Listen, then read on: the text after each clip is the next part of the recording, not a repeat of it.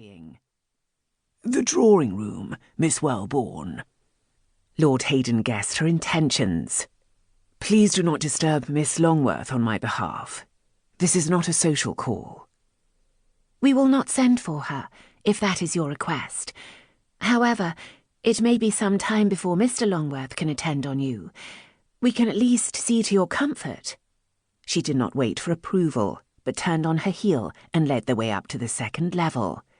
She set aside her work basket in the drawing room and saw to the comfort she promised.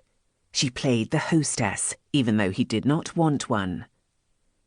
"It is uncommonly fair for January, don't you think?" she asked, after he agreed to sit on the new blue-patterned divan. "The day, thus far, has been glorious."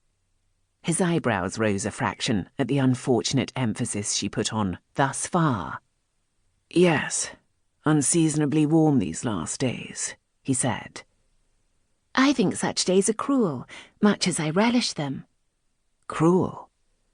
"They tease one into believing spring is coming, when there are months of cold and damp ahead." For a second, a mischievous light sparked in his eyes.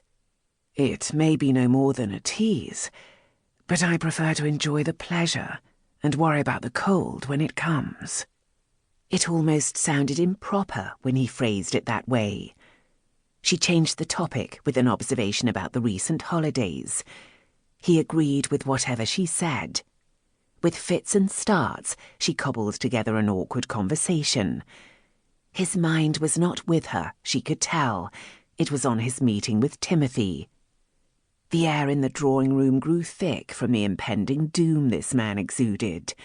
She could not bear it any longer. "My cousin is ill, Lord Hayden. Composing himself enough to meet with you may be impossible. Could this not wait for another day?" "No." That was all she got.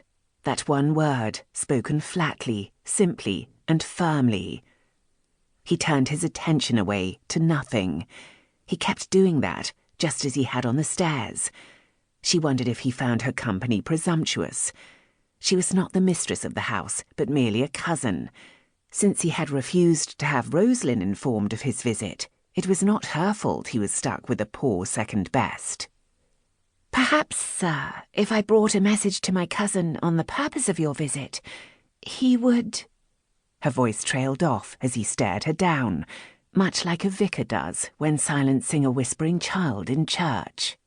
She did not care for the expression in his eyes that said he knew what she was doing, either.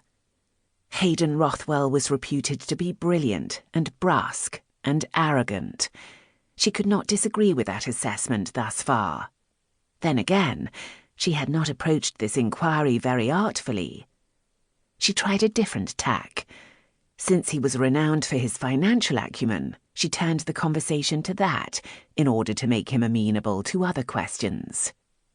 "Have you heard any news from the city today, Lord Hayden? Does the bank crisis continue?" "I fear it will continue for some time, Miss Welbourne. Such panics usually do." "You have some dealings with my cousin's bank, I believe. All is well there, I trust." "As of an hour ago, when I left the city, Darfield and Longworth was still solvent." "Thank goodness. There has been no run, then. With so many other banks suffering them, I have been concerned." A dark, hard amusement entered his eyes. "No, there has been no run on the bank." That relieved her. Several large London banks had failed in the last month. The newspapers were full of stories of the ripples of insolvency hitting smaller county banks. Everywhere one went, there was talk of failure, ruin, and bankruptcy. She suspected that Timothy's current illness came from worry over his bank's future. "Do you have funds there?" He seemed actually interested. "A mere pittance. My concern is for my cousins." She had succeeded in garnering his attention with her financial questions. Rather too well. He looked her over again, longer this time, with a casual arrogance that implied he was entitled to such forwardness, while lesser men were not. It was the examination of a man who knew his worth too well, and who assumed a dispensation from etiquette as a result.